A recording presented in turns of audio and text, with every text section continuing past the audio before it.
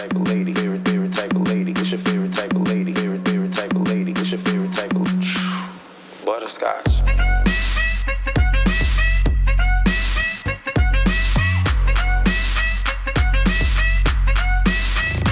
Butterscotch. Lady. This is the concept video for improper integrals.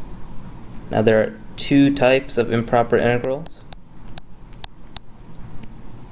One is infinite limits, and the other one is where we have an infinite integrand. Now, this one will show up in a form where we have the integral from b to a of f of x dx, and either b will equal plus or minus infinity, or a will equal plus or minus infinity. So I should put or there. Actually, and or. They can both be plus or minus infinity. So we'll draw a little picture so we get an idea of what this means.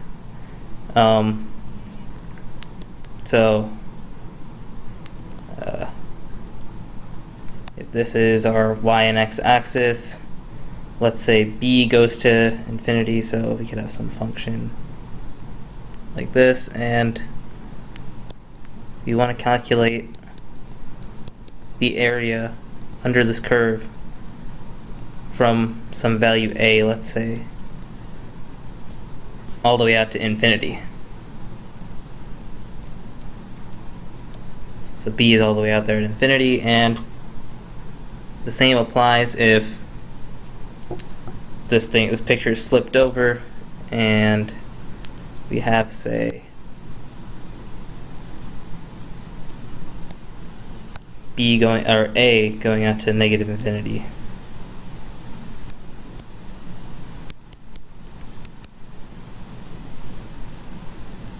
Alright, let's do this. A goes out to negative infinity, and obviously these limits can be switched, whatnot. So this function has to be approaching the x-axis, so the area keeps getting smaller and smaller, and we'll show you how to deal with those. Let's quickly go over the second type. So we have an integrand with some infinite values. So let's say, for example, let's say we have the integral as, there's a couple ways this could show up. Let's just say the integral from b to a of f of x dx, and let's say either f of b equals positive or negative infinity, and or f of a equals positive or negative infinity, or we have some c between a and b,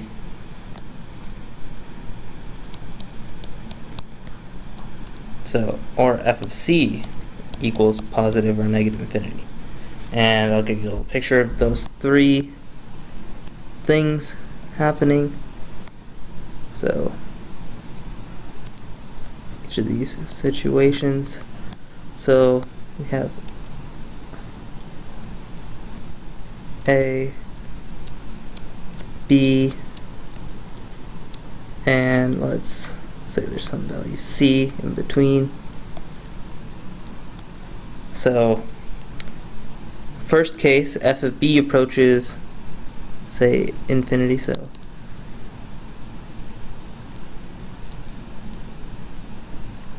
we have the function increasing to infinity at b, and we want to see if we can get that, the area underneath this curve from a to b, or we could say the function approaches infinity at a.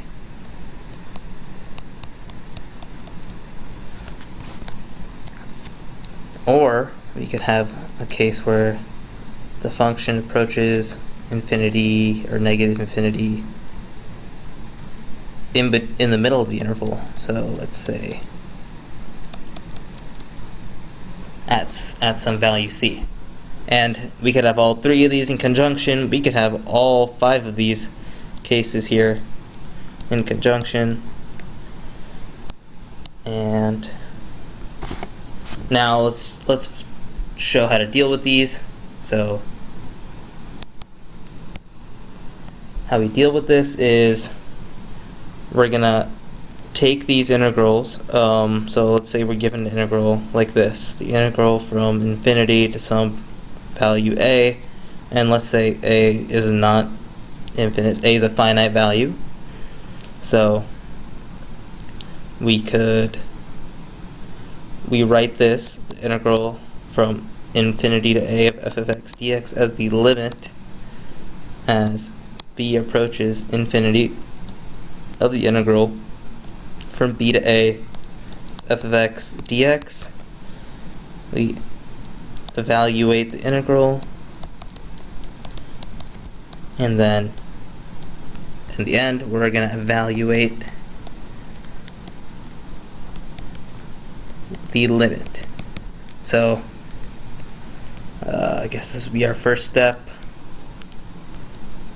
Step 1, or I'll use a different color. Step 1, rewrite as limit. So these are steps. Step 2, evaluate the integral. Step 3, evaluate limit. So it's easy as that. If we have a case where we have, let's say, the integral from infinity to negative infinity of f of x dx, then you can simply write this using the integration rules, as the integral from positive infinity to a of f of x dx plus the integral from a to negative infinity of f of x dx, and accordingly write these out as limits. Limit as b approaches infinity of this plus the limit as, say, or maybe I should write this out, b a f of x dx, limit as c approaches negative infinity, integral from a to c of f of x dx. And these a's, b's, and c's, they're all just arbitrary. They don't have anything to do with necessarily the a's and b's I wrote up here. They're just placeholder limits. They might be any number that shows up in the problem. So that's how you deal with the integrals of improper integrals for type 1. Okay, so now let's do some steps for type 2.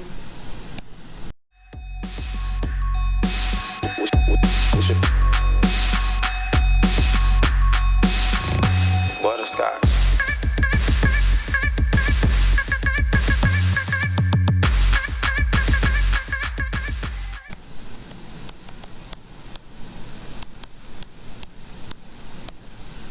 So let's say we have integral from b to a of f of x dx, and let's say f of b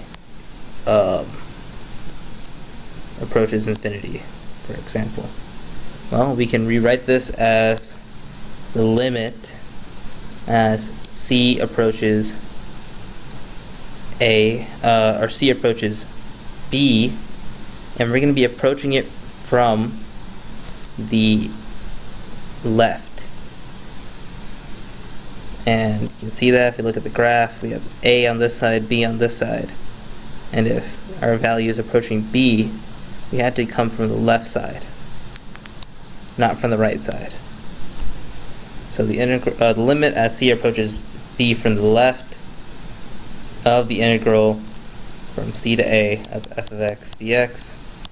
So step 1, rewrite as a limit, and then step 2, we're gonna evaluate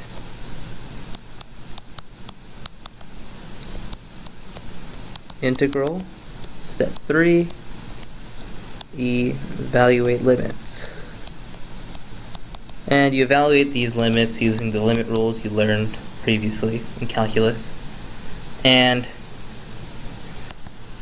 if we have the integral from b to a, so this is a different case of f of x dx, and let's say f of a is approaching infinity. And actually this case will apply for plus or minus infinity, as long as you identify that there is some sort of asymptote.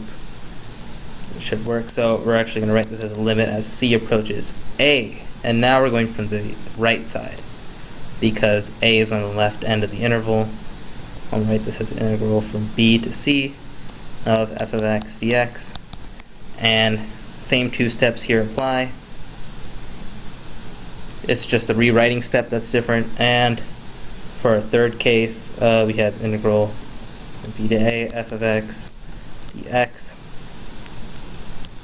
and we had a c in between b and a, and f of c approached plus or minus infinity. Well, then we write this as the limit as, let's say, d. First we'd split this up. Integral from b to c of f of x dx plus the integral from c to a of f of x dx. And then you would rewrite these as limits. Limit as d approaches c of the integral from b to d f of x dx plus the integral, or the limit, as, let's say, d approaches c of the integral from d to a f of x dx. And we had to make sure we're going from the right side, or the correct side, not necessarily the right side. So d is going to be on the left side of this interval, so we had to approach from the right, and d will be on the right side of this interval, so we had to approach from the left. And as before, steps 2 and 3 are the same, just the rewriting step. Step 1 is different for these 3. So now, before I finish this video, I just want to quickly go over the comparison test.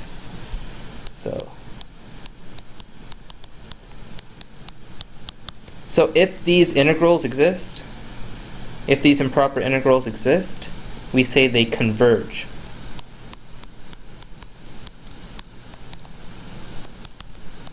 And if they don't exist, we say they diverge.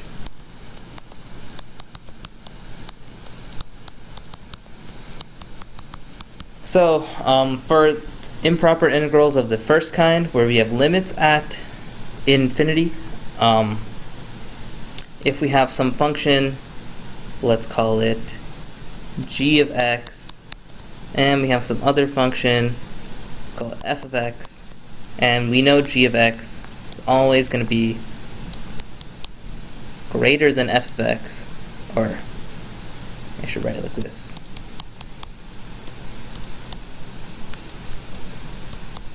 And we know f of x is always greater than g of x.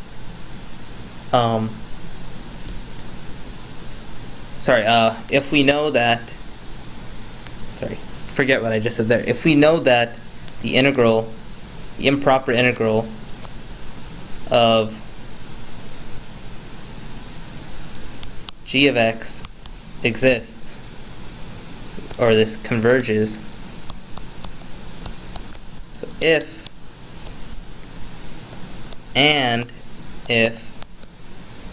the integral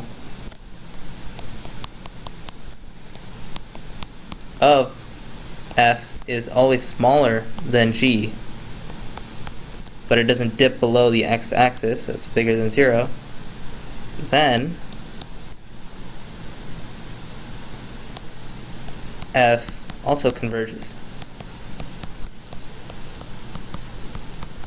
And this makes sense. If this area is always bigger from 0 to infinity, and it exists, then this smaller area under f also has to exist.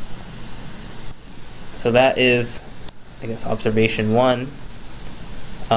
Observation 2,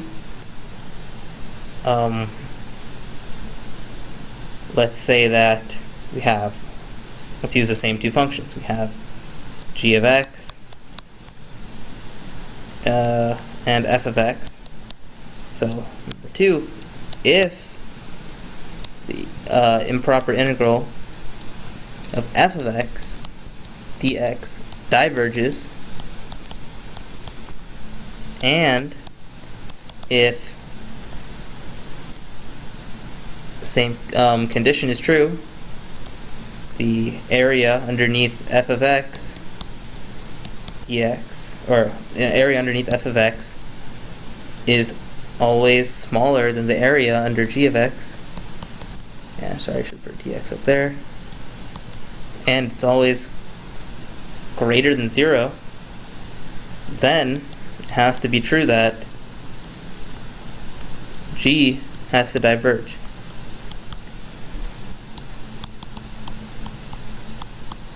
So I'll use some colors to make this kind of pop. So if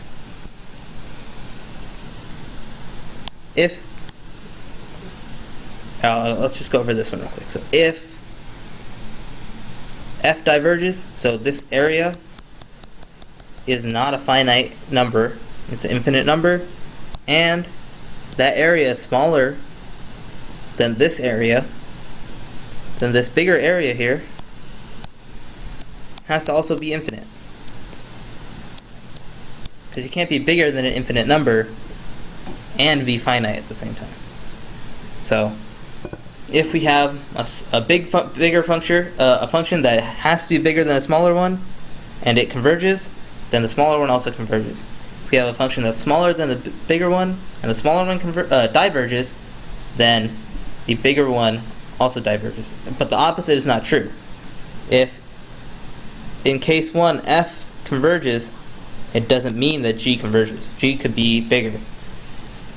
And if g diverges, it doesn't necessarily mean f diverges in case 2. So that's all I want to say about improper integrals. We'll do some examples. Butterscotch.